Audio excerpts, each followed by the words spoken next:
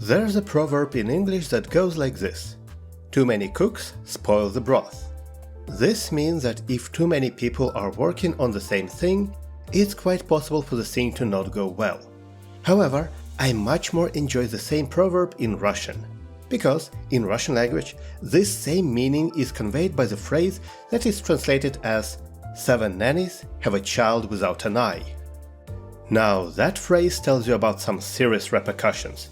Also, that phrase works great for Canto 9, since it's literally what is happening there, with 5 nurse fathers taking care of a single child. And you can be sure, if you get too many people and assign them as parents for a single child, you would get James Holden from Expanse, or alternatively, you get our lovely Ryoshu. Well, since their time with her, the nurse daddies took 1 child each and started parenting them separately, and that caused me to ask a question. How good are they as parents, really? Hence this ranking, allowing me to talk about their parenting methods and also to comment a bit on each finger in general. So we are starting with Valentina from the thumb. I like the thumb. They are pretty much the closest thing to normal mafia we got, so they are easy to understand. Just make sure you approach them with respect and know for sure who outranks whom, and you'll probably be fine.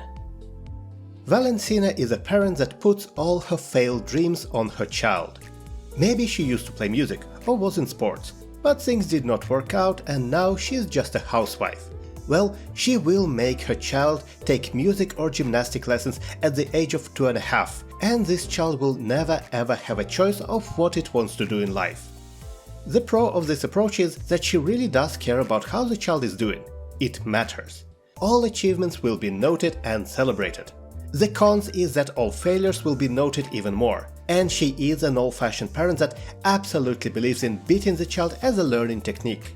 Parents like that are restrictive and controlling, but children of such parents can reach greatness, if they don't reach the rock bottom of self-medicated depression first. Next is Matthias from the middle. The middle are also pretty understandable, though I kinda feel like they make up their rules as they go. Also, they are basically Warhammer dwarves, each with a copy of the Book of Grudges and very proud of their appearance, be it luscious hair or well-groomed beard. You know dads that are just goddamn loud. In public parks you can always spot them playing with the kids cause they always yell the loudest, and I don't mean because they're angry, just cause they feel like it. This type of dad is a force of nature that will play with the kid, talk with the kid, buy all the stuff for the kid, teach the kids how to be the bullies at school, or just beat the bullies up himself. One big problem is that the parent is too full of himself to really think about what the child actually wants or needs.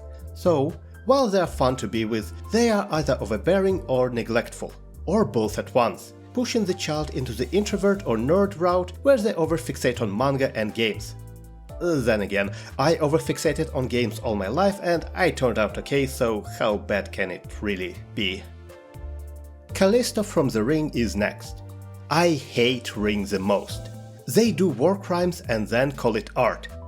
If not for the AI ban in the city, I imagine there would be a branch of Ring generating AI pictures, calling it art, and then torturing people to death with it.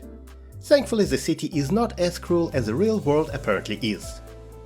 Be it as it may, Callisto is not a bad parent type. He is hands-on and seems like one of those do-it-yourself types that can paint a wall, fix a car and make toys for the kid.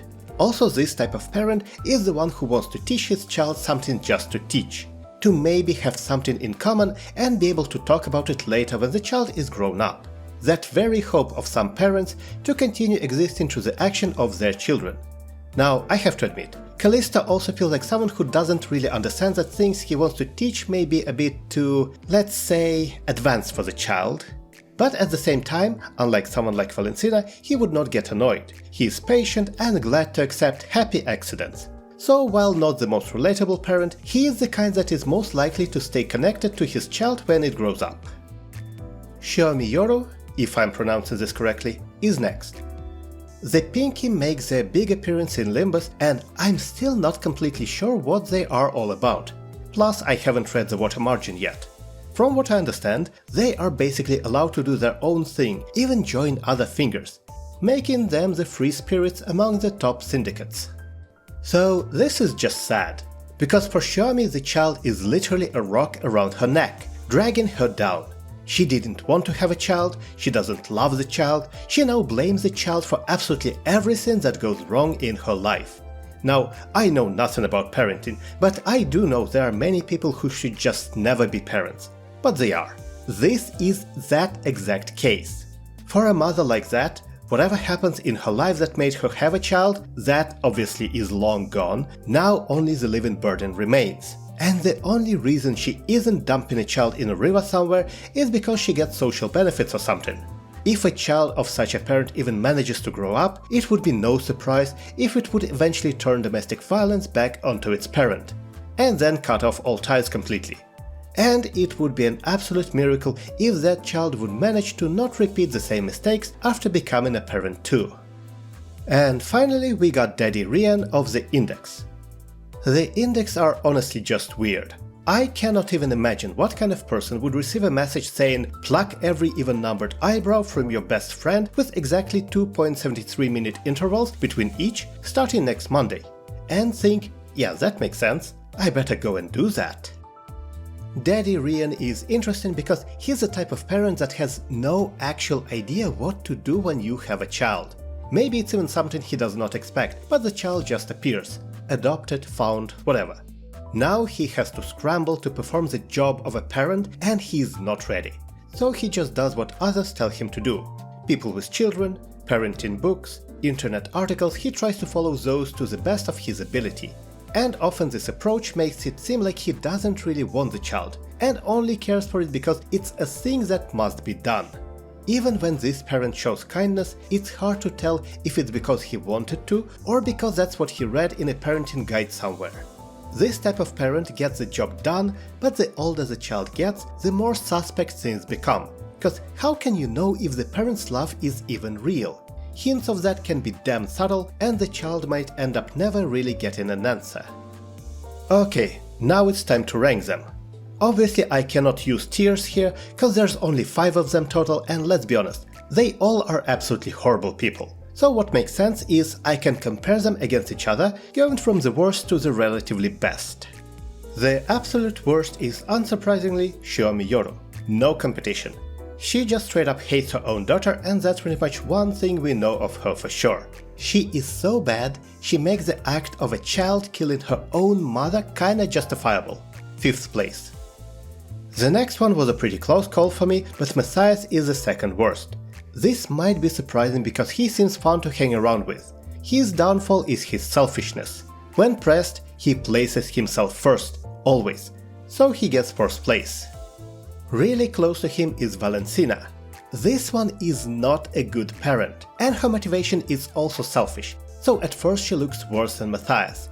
However, while she is horrible, child's progress is actually important to her. That alone gives her the 3rd place. As much as I hate the ring, Callisto is near the top. Yes, what he does is absolutely not something you should show to a child, or any human being, but he is actually doing parenting somewhat correctly. 2nd place. And Daddy Rian is of course getting the top rank. This is both expected and surprising, because I did not want to place him there initially. He seems to just follow prescripts, and that's no true parenting. However, there are glimpses of him trying to decide on his own how to raise a child, like a real parent. And for Index like him, actually deciding on doing something on his own is a huge effort. And it shows that he actually cares quite a lot. So, 1st place for Daddy Rian. That's the ranking I got in the end. And even after trying to find some good qualities in all of them, I still wouldn't want any of those people as my, or anyone's, parents.